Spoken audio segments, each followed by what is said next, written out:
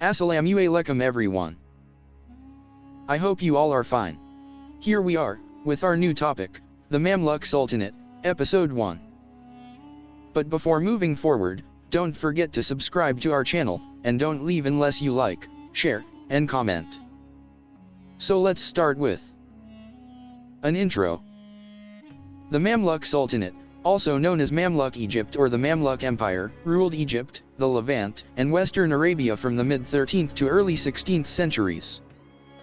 It was led by a military caste of Mamluks, or monumented slave soldiers, under the command of a sultan. This sultanate emerged in 1250 following the overthrow of the Ayyubid dynasty and was later absorbed by the Ottoman Empire in 1517. Mamluk history is divided into two periods, the Turkic or Bari period and the Circassian or Burji period, named after the dominant ethnic or core groups during these times. Establishment and expansion. The Mamluk Sultanate's origins trace back to the Mamluk regiments of Ayyubid Sultan as-Salih, who seized power in 1250.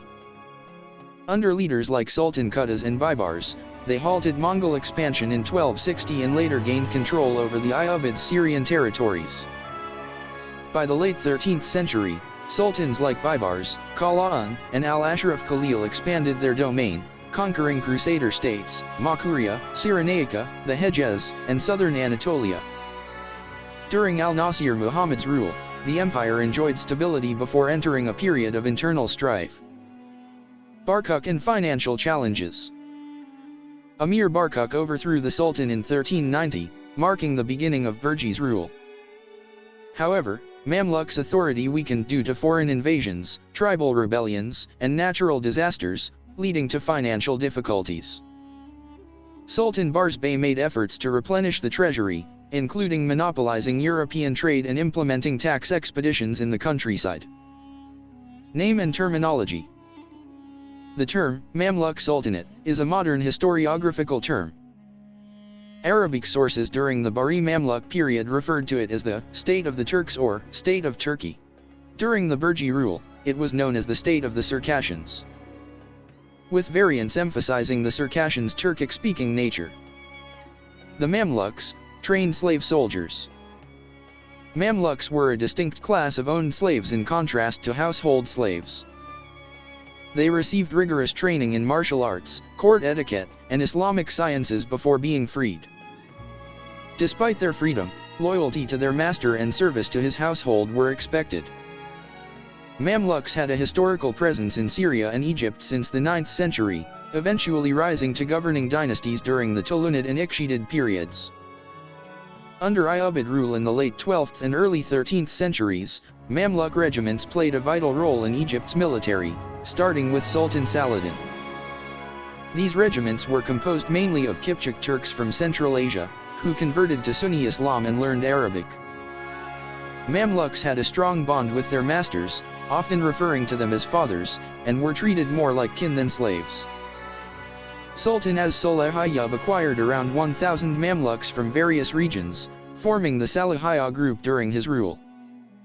As-Salih and the Salihiyya. As-Salih became sultan in 1240 and freed and promoted many of his Mamluks upon his accession to the Ayyubid throne, with the condition that they remained in his service. To sustain them, he forcibly took control of the fiefs of his predecessors' emirs.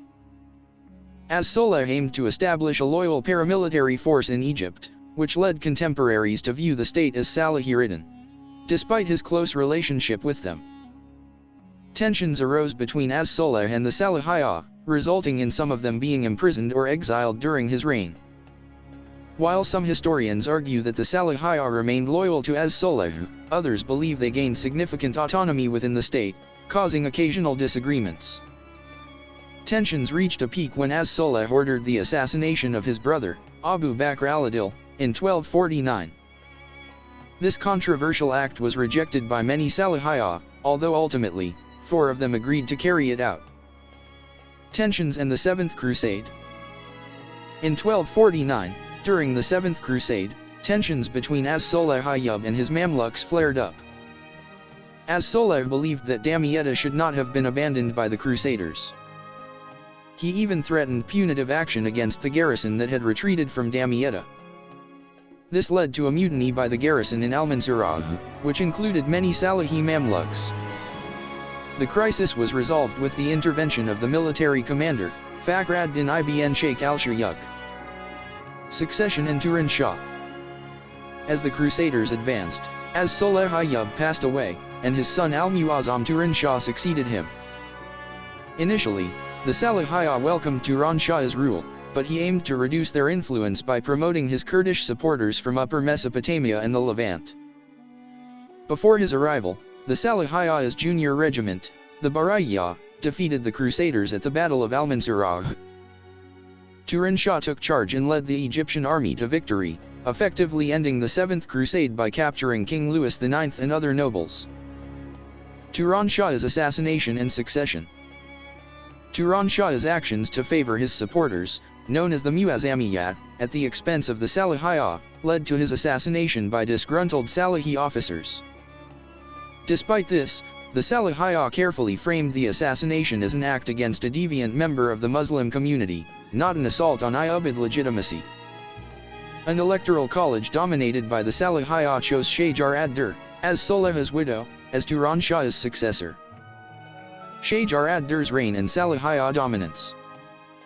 Shajar ad-Durr reinforced the Salihiyah's hold on the paramilitary elite. She established patronage and kinship ties with the Salihiyah, particularly the Jamdari and Bari elements. The Barayya, named after their barracks on the Nile River, were mainly Cumans-Kipchaks from the steppes north of the Black Sea.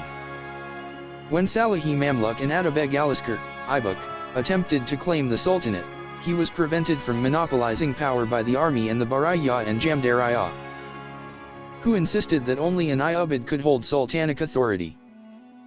The Barayya compelled Aibak to share power with al-Ashraf Musa, a grandson of Sultan al-Kamil.